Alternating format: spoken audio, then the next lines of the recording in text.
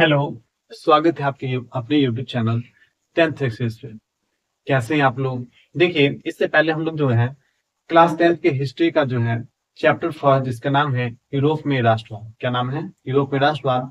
इसका जो है हम लोग बहुत सारे पॉइंट्स को जाने थे कि राष्ट्रवाद क्या है, और सबसे पहले जो है राष्ट्रवाद का उदय जो है यूरोप के किस देश में हुआ। फिर हम लोग जाने थे नेपोलियन के बारे में। वही हम लोग किसके बारे में जाने थे? नेपोलियन के बारे में। फिर जाने थे हम लोग वियना सम्मेलन के बारे में, और फिर वियना सम्मेलन को जानने के बाद हम लोग जाने थे वियना सम्मेलन के उद्देश्य के बारे में। आज का जो हम लोग का रहेगा टॉपिक, वो रहेगा मीटरनिक के बारे में। किसके बारे में? मीटरनिक के बारे में आज हम लोग समझेंगे। मीटरनिक के बारे में कि जब वियना सम्मेलन हुआ था तो वियना सम्मेलन का जो अध्यक्ष था वो मीटरनिक था, और मीटरनिक जो था ऑस्ट्रिया का चांसलर था। मीटरनिक कहाँ का चांसलर था? ऑस्ट्रिया का चांसलर। चांसलर कहने का मतलब प्रधानमंत्री था। देखिए, एक क्वेश्चन आता है कि मीटरनिक क्या है। ऑस्ट्रिया का जो चांसलर था, प्रधानमंत्री था, वो मीटरनिक था। और एक क्वेश्चन भी आता है कि मीटरनिक युग क्या है, तो हम लोग लिखेंगे। देखिए, मीटरनिक युग उस युग को कहा जाता है, उस समय को कहा जाता है जब ऑस्ट्रिया का चांसलर मीटरनिक बना था। कहने का मतलब 1815 से लेके 1848 तक ऑस्ट्रिया के चांसलर के रूप में मीटरनिक बना रहा। वही बात करें, इसने यूरोप की राजनीति में महत्वपूर्ण भूमिका निभाई। अतः इस काल को जो है मीटरनिक युग कहा जाता है। तो आप लोग जो है यहाँ से नोट कर सकते हैं मीटरनिक युग क्या है। देखिए क्या लिखा हुआ है कि मीटरनिक युग उस समय को कहा जाता है। मीटरनिक युग उस समय को कहा जाता है जब मीटरनिक ऑस्ट्रिया का प्रधानमंत्री यानी कि चांसलर था। उस समय को कहा जाता है जब मीटरनिक ऑस्ट्रिया का चांसलर यानी कि प्रधानमंत्री था। वही बात करें, और उसने 1815 से 1848 तक यूरोप की राजनीति में महत्वपूर्ण भूमिका निभाई। और बात करें 1815 से 1848 तक, तो ऑस्ट्रिया यूरोप की राजनीति में जो है महत्वपूर्ण भूमिका निभाई। अतः इस काल को जो है मीटरनिक युग कहा जाता है। इस काल को क्या कहा जाता है? मीटरनिक युग कहा जाता है। आप लोग देखें यहाँ पे, यह युग 1815 में वियना सम्मेलन के बाद शुरू हुआ। और ये जो युग का शुरू हुआ, ये 1815 के वियना सम्मेलन के बाद शुरू हुआ। देखिए, वियना सम्मेलन के परिणाम स्वरूप जो है मीटरनिक युग का उदय हो रहा है। वही बात करें तो नेपोलियन युग का जो है अंत भी हो रहा है। नेपोलियन का जो सरकार था, नेपोलियन का जो युग था, वो समाप्त हो गया वियना कांग्रेस के परिणाम स्वरूप। वही बात करें उदय जो हुआ, तो ये मीटरनिक युग का उदय हो रहा है। मीटरनिक जो था घोर प्रतिक्रियावादी था, और ये कोई भी जो है बदलाव में विश्वास नहीं रखता था। ये जो है पुराना सिस्टम फिर से जो है लाना चाहा फ्रांस में, पुराने राजतंत्र को लाया। ठीक है, और ये जो है कहीं ना कट्टरपंथी था। क्या था? कट्टरपंथी। और इसका कहना था कि जब फ्रांस छींकता है तो पूरा यूरोप में जो है सर्दी हो जाता है। ये जो मीटरनिक के बारे में था, ये जो है पुराना सिस्टम फिर से ला दिया था फ्रांस में। कहाँ ला दिया था? फ्रांस में। तो ये था। आगे जो हम लोग देखेंगे वियना सम्मेलन के उद्देश्य हम लोग देख लिए थे। फिर उसके बाद देखें हम लोग मीटरनिक युग के बारे में। अब जो हम लोग देखने वाले हैं लुई 18वां के बारे में। किसके बारे में? लुई 18वां के बारे में। देखिए, वियना कांग्रेस के परिणाम स्वरूप जो है फिर से पुरानी व्यवस्था को लाने की बात हुई थी, यानी कि पुरातन व्यवस्था को लाने की बात हुई थी, जिसमें से जो है देखिए नेपोलियन बोनापार्ट जब शासक बना तो उस समय किसका चांस आना चाहिए था? लुई 17वां का। तो उसको तो चांस नहीं मिला। अब जो है फ्रांस का राजा बन रहा है बुर्बो राजवंश का ही जो है वंश है लुई 18वां। कौन सा वंश चल रहा था पहले फ्रांस में? बुर्बो राजवंश। उसी के हटा के जो है नेपोलियन बोनापार्ट जो है शासक बना था। अब जो है वियना कांग्रेस के बाद जो है बुर्बो राजवंश की पुनर्स्थापना हो रही है, और लुई 18वां का जो है फ्रांस को राजा बनाया जा रहा है। लुई 18वां जो है फ्रांस का राजा 1814 से लेकर 1824 तक बना रहता है।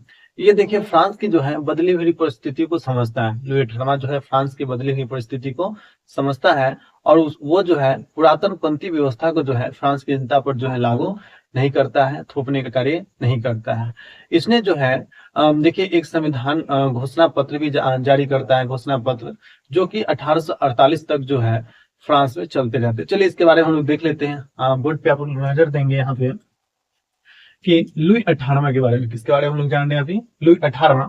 देखिए, लुई 18वां जो है फ्रांस में वियना व्यवस्था के तहत क्रांति के पूर्व की व्यवस्था को स्थापित करने के लिए बुर्बो राजवंश को पुनर्स्थापित किया गया।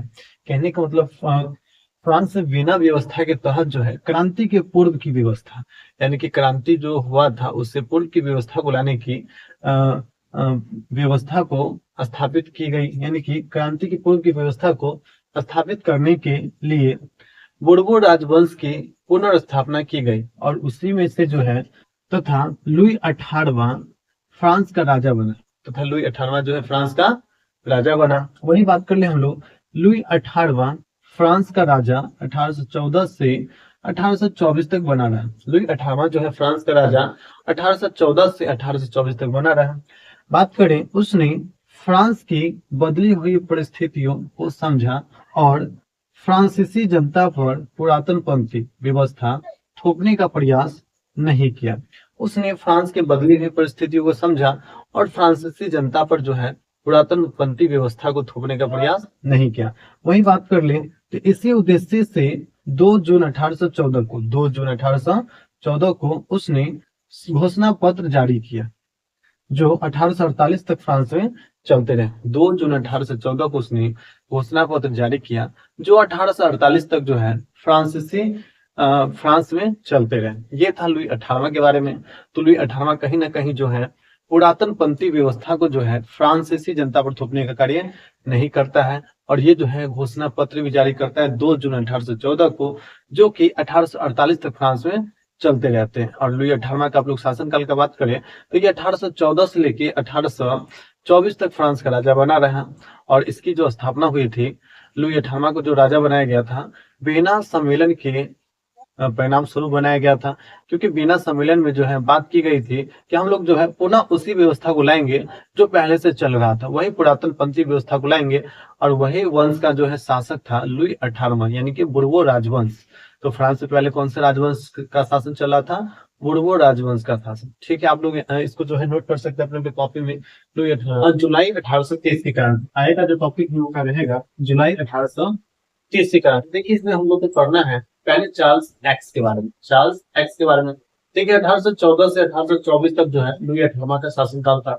वही बात करें, चार्ल्स एक्स जो है फ्रांस का राजा, फ्रांस का राजा चार्ल्स एक्स जो है 1824 से 1830 तक बना रहा है। चार्ल्स एक्स जो है फ्रांस का राजा जो है 1824 से 1830 तक जो है बना रहा। बात करें ये कैसा राजा था? यह निरंकुश एवं प्रतिक्रियावादी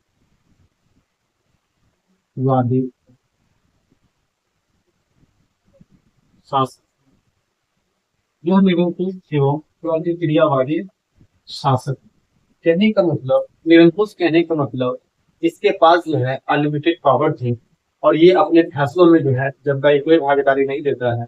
यानी कि कहने का मतलब जितना राज्य का फैसला हो ये खुद ले सकता है और जनता का एक भी बात न सुनने वाला निरंकुश कहलाएगा। कोई प्रतिक्रियावादी जो किसी कार्य को करने में होने में जो है विघ्न डाल दे, कोई कार्य होने वाला है उसमें क्या करते विघ्न डाले, यानी कि प्रतिक्रियावादी, यानी कि पुरातन पद्धति, यानी कि पुरानी व्यवस्था को जो है चलाने वाला लोग, यानी कि नया कुछ नियम कानून लाना ही नहीं चाहता है, उससे हम लोग क्या कहेंगे? प्रतिक्रियावादी कहेंगे। ये घोर प्रतिक्रियावादी एवं निरंकुश राजा कौन था? Charles x. तो आप चार्ल्स देने वाले हैं जुलाई 1830 की क्रांति। देखिए जुलाई 1830 की क्रांति जो हो रही है चार्ल्स एक्स के शासनकाल में हो रही है। आप लोगों को पता है चार्ल्स एक्स यानी कि चार्ल्स दशम जो है एक निरंकुश एवं प्रतिक्रियावादी राजा था। निरंकुश एवं प्रतिक्रियावादी राजा था। देखिए ये क्या किया, फ्रांस में लोकतंत्र यानी कि जनतंत्र था उसको दबाने का प्रयास किया, यानी कि उसको दबा दिया। फिर से तो यहाँ पे पुरातन व्यवस्था आने ही लगा। इसने क्या किया, अपना प्रधानमंत्री जो है इसने पोलिग्नेक को बनाया। प्रधानमंत्री वहां पे जो है चांसलर बोला जाता है, तो अपना जो है प्रधानमंत्री इसने पोलिग्नेक को बनाया। पोलिग्नेक जो है देखिए यहाँ पे समझते हैं इसको कि चार्ल्स एक्स का निरंकुश एवं प्रतिक्रियावादी राजा होना, शासक होना, यानी कि हम लोग देख रहे हैं यहाँ पे जुलाई 1830 की क्रांति।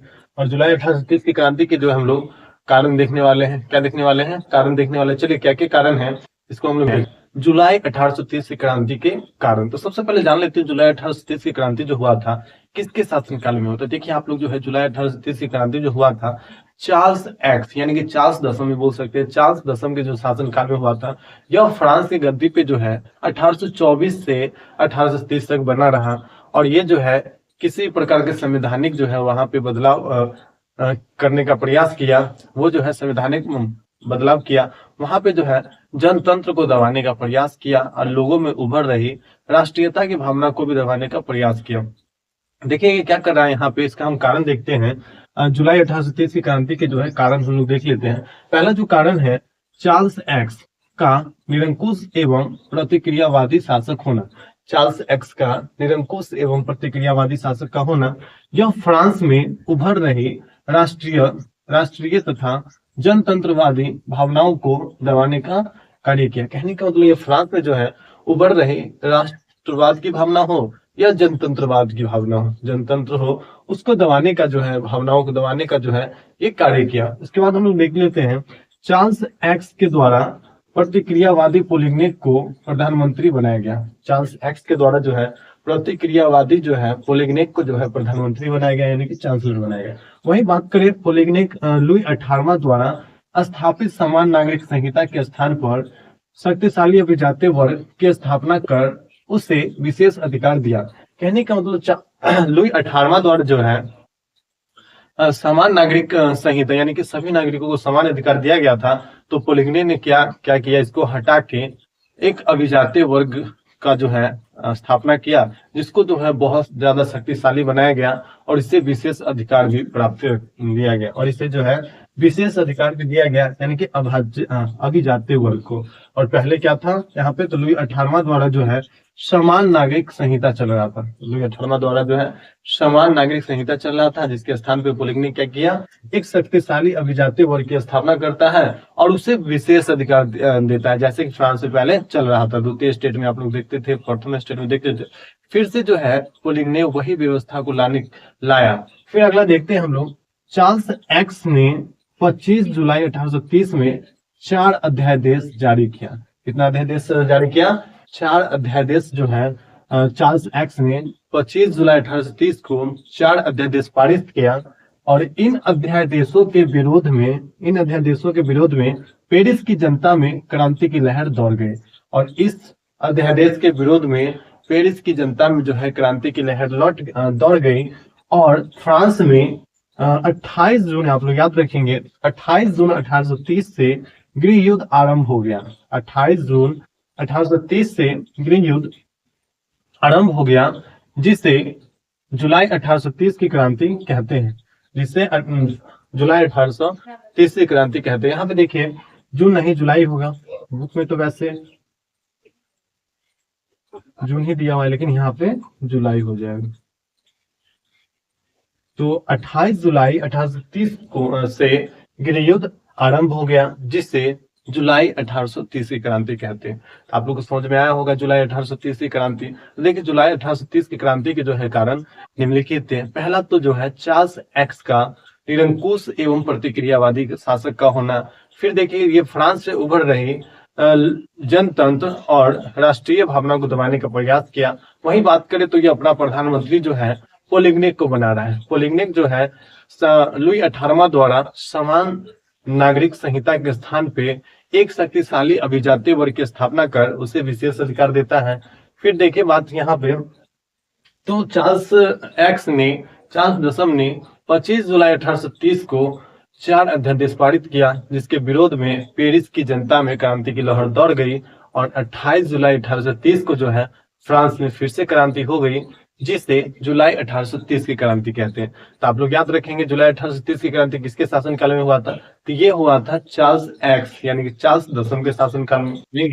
जुलाई 1830 की क्रांति का प्रभाव, तो जुलाई 1830 की क्रांति का क्या क्या प्रभाव पड़ा, इसी के बारे में हम लोग जानेंगे। देखिए पहला प्रभाव तो ये पड़ा, पूरे यूरोप में जो है निरंकुशवाद का जो है विरोध दिखने लगा। लोगों को लगा कि अब जो है हमें क्रांति करनी चाहिए, और वैसे कोई लोग शुरू से ही क्रांति करते ही आ रहे हैं, लेकिन ये जो है फिर से निरंकुशवाद के प्रति जो है विरोध होने लगा। लोगों को जो है अब राजशाही जो है बिल्कुल पसंद नहीं आ रही थी, यानी कि राजतंत्रात्मक शासन व्यवस्था जो है बिल्कुल समझ में नहीं आया। तो लोग जो है नेपोलियन के शासनकाल में जो लोकतंत्र जो में रहे थे, यानी कि जनतंत्र में रहे थे, लोग सबको वही पसंद आया और लोग सब जो है फिर से जो है निरंकुशवाद का विरोध करने लगा। क्योंकि लुई 18वां तक तो ठीक था, लेकिन जो है चार्ल्स दसम जो है निरंकुशवाद था और वो फिर से जो है पुराना व्यवस्था को जो है लागू किया था, जो कि लोगों को थोड़ा भी पसंद नहीं आया और पूरे यूरोप में जो है वहां पे विरोध होने लगा निरंकुशवाद का, जिसके फलस्वरूप जो है चार्ल्स दसम को गद्दी छोड़ना पड़ा, गद्दी त्यागना पड़ा। चलिए देख लेते हैं इसका क्या क्या प्रभाव है। तो हम लोग यहाँ पे ध्यान देंगे आपको कि 1830 की क्रांति का प्रभाव, 1830 की क्रांति का प्रभाव। तो पहला प्रभाव क्या पड़ा, पूरे यूरोप के अनेक राष्ट्रों में निरंकुशवाद का विरोध होने लगा। यानी कि पूरे यूरोप में के अनेक राष्ट्रों में निरंकुशवाद का जो है विरोध होने लगा। वही बात करें दूसरा का, तो संपूर्ण यूरोप में सामाजिक, आर्थिक और राजनीतिक क्षेत्र में विकास किया गया और पूरे यूरोप में सामाजिक, राजनीतिक, आर्थिक क्षेत्र में जो है पूरा विकास किया गया। लेकिन नहीं, अगला देखेंगे हम लोग तीसरा पॉइंट, युवा और मध्यम वर्ग सक्रिय, युवा और मध्य वर्ग जो है सक्रिय, इसमें जो है बड़े पैमाने पे युवा वर्ग हो गया या फिर मध्य वर्ग है, ये सब जो है सक्रिय हो गया, एक्टिव हो गया। तो हम लोग को भी जो है कुछ करना है, लेकिन नहीं। फिर अगर देखते हैं राष्ट्रवाद को नई दिशा मिली और इस क्रांति के फलस्वरूप जो है राष्ट्रवाद को एक नई जो है दिशा मिली और इससे जो है बाकी देश सभी जो है सीख लिया और वो सभी अपने जो है देश में संघर्ष स्टार्ट किया। यही बात करें हम लोग अगला का, तो वियना कांग्रेस के उद्देश्य को असफल कर दिया गया। वियना कांग्रेस को उद्देश्य को जो है असफल कर दिया गया। वियना सम्मेलन का उद्देश्य क्या था, फिर से जो है फ्रांस में पुरातन व्यवस्था लाना, यानी कि जो राजशाही चल रहा था, जो राजा का जो वंश था बुर्बो राजवंश, उसको फिर से लाना, यानी कि इसका उद्देश्य था। तो जुलाई 1830 की क्रांति के फलस्वरूप जो है वियना कांग्रेस के उद्देश्य को जो है एकदम असफल कर दिया गया है कि नहीं, हटा दिया गया। कहने का मतलब लोगों को जो है राजा का शासन बिल्कुल पसंद नहीं आया और वियना सम्मेलन में जितना पुराना व्यवस्था लाने की ही बात हुई थी, लेकिन और नेपोलियन के द्वारा जितने भी जो है युद्ध युद्ध करके हो ये सब करके हो जो जो बदलाव किए गए थे, उन सभी को जो है हटाकर फिर से जो है जैसा चल रहा था फ्रांस में ऐसी व्यवस्था चलाने की बात हुई। लेकिन लोगों को पसंद नहीं आ रही थी, युवा लोग हो गया या फिर मध्य वर्ग हो गया, इन सबको जो है बिल्कुल वो जो है शासन व्यवस्था पसंद नहीं आ रही थी। इसलिए वो सब क्या किए, यहाँ पे संघर्ष किए, क्या किया, यहाँ पे संघर्ष किए और वियना कांग्रेस के उद्देश्य को असफल कर दिया गया और वियना कांग्रेस के उद्देश्य को जो है असफल कर दिया। वही हम लास्ट पॉइंट देखते हैं जुलाई 1830 क्रांति के प्रभाव पे। तो राष्ट्रीय स्वतंत्रता आंदोलन को बल मिला। राष्ट्रीय स्वतंत्रता आंदोलन को जो है बल मिला, राष्ट्रीय स्वतंत्रता आंदोलन को जो है बल मिला, जिसके फलस्वरूप जो है इटली का बात करें, जर्मनी का बात करें, यूनान का बात करें, इटली, जर्मनी, यूनान का बात करें और फिर पोलैंड का बात करें, इसमें जो है स्वतंत्र राष्ट्र बनने का संघर्ष शुरू हुआ। इन सब देशों में जो है इन सब देशों के लोगों में जो है राष्ट्रवाद की भावना जो है पनपी, एक नई दिशा मिली उनको और ये सब भी जो है एक स्वतंत्र राष्ट्र बनने की जो है मांग करने लगे। कितना तो असफल हो गया, लेकिन बाद में चलकर जो है कुछ देश इनमें से जो है एक नई राष्ट्र का निर्माण हुआ, जिसके कोई दूसरा देश का जो है प्रभाव नहीं हुआ, क्योंकि अधिकतर देश पर जो है कोई दूसरा देश का जो है प्रभाव था ही। तो इन सभी देशों के लोगों ने भी राष्ट्रवाद की भावना पनपाई में और ये सभी जो है एक स्वतंत्र राष्ट्र बनाने की जो है मांग की और कहीं ना कहीं इनकी जो है कभी असफल हो गया, लेकिन बाद चलते जो संघर्ष चलते रहा पर एक ऐसा समय आया कि इन सभी को भी जो है एक स्वतंत्र राष्ट्र बना दिया गया और यहाँ के लोगों का जो है आंदोलन जो है सफल हो गया, संघर्ष जो है। तो क्रांति रहेगा 1848 की क्रांति, सन 1848 की क्रांति। चलिए इसके बारे में हम देख लेते हैं सन 1848 क्रांति के बारे में। देखिए यहाँ पे क्या लिखा हुआ है, सन 1848 की क्रांति। सन 1848 की क्रांति की बात करें हम लोग, देखिए फ्रांस में जुलाई क्रांति के परिणाम से, जुलाई क्रांति के परिणाम से जो है पूर्वो राजवंश के स्थान पर जो है आर्लियंस वंश को गद्दी सौंप दी जाती है। आर्लियंस वंश के शासन वंश को जो है गद्दी सौंप दी जाती है। इस वंश का जो शासक होता है लुई फिलिप होता है, होता है लुई फिलिप। और ये जो बनता है आप लोग डेट एकदम लगा हुआ है, 1830 की क्रांति खत्म हो रही है तो 1830 से स्टार्ट हो रहा है और 1848 तक ये क्रांति हुई। में क्रांति हुई, तो इसका जो शासनकाल रहा वो 1830 से लेके 1848 तक। आप लोग ध्यान रखेंगे कि फ्रांस में जुलाई 1830 ईस्वी के क्रांति के परिणाम स्वरूप बोर्बो राजवंश के स्थान पर आर्लियंस वंश को गद्दी सौंप दी।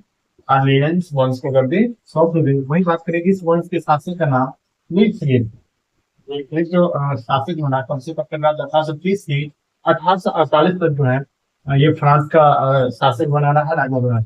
1848 की क्रांति के फलस्वरूप यूरोप में मेटरनिक युग का भी अंत हो गया और 1848 की क्रांति के फलस्वरूप जो है यूरोप में मेटरनिक युग का भी अंत हो गया। और आपको पढ़े थे मेटरनिक का जो प्रभाव था पूरे यूरोप पे पड़ रहा था, उसकी राजनीति में बहुत बड़ी भूमिका थी। तो 1848 में जो है मेटरनिक युग, मेटरनिक काल का भी जो है अंत हो रही है। ये 1848 क्रांति के परिणाम स्वरूप ही होता है, फल स्वरूप की बात है।